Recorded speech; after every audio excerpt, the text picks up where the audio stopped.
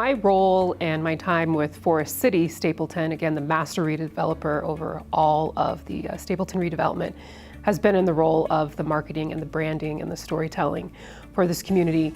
And I've been here for 12 years, and it's been this evolution of a brand and a story that's really around getting people to embrace this mixed-use redevelopment.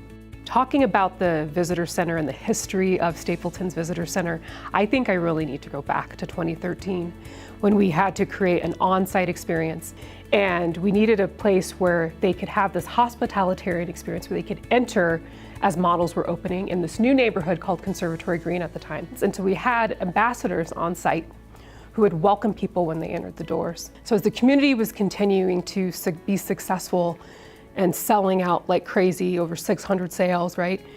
Then we realized, we had this visitor on a temporary space that was slated for commercial.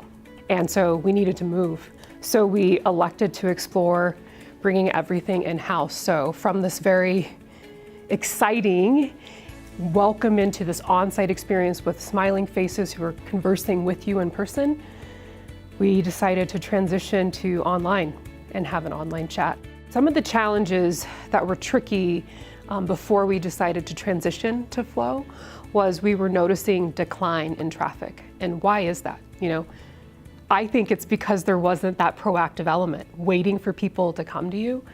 How do you reach out to them? So I'd say that was certainly one of the greatest challenges. Some of the considerations that we use when deciding to use Flow would be definitely cost, right? And definitely resources.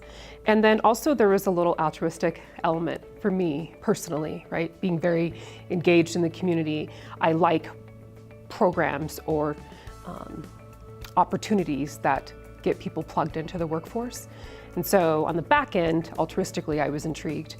On the front end, the cost for sure. We certainly discovered that if we were to go with Flow, we would have a 40% decrease in our hourly cost, which was huge. And then in terms of the resources with Flow, it gave us a team of people who were in that mindset to be able to help people from an online platform. When I think about the onboarding process, I am still amazed how swiftly that process went. What I loved was how proactively the Flow team went to make sure that they explored everything and could drill down to potential questions that would be asked in an online format, and making sure that it was all really conversational.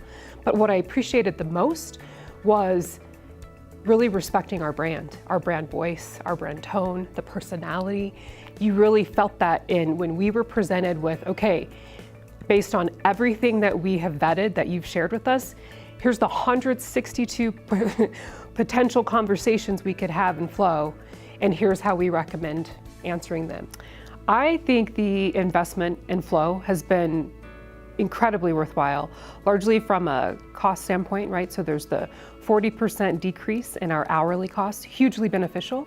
And then also we have seen 30 times more leads compared to what we used to get. Now with Chat, we have 4 times more conversations by comparison to before, right? We've 4 times the conversations with Chat because of that proactive kind of, hi, how can I help you? It's so great to have you. Welcome to Stapleton, right? Having that initial reach out when people arrive, after we've invested so much to get them there through all these different paths, once they arrive, we're seeing far more people engage with our website. What Flow has done has really helped me be in alignment with the company's direction of innovation.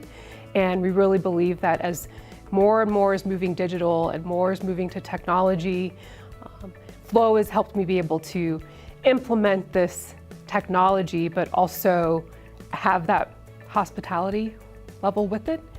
So I feel like Flow has helped me bring innovation to my work.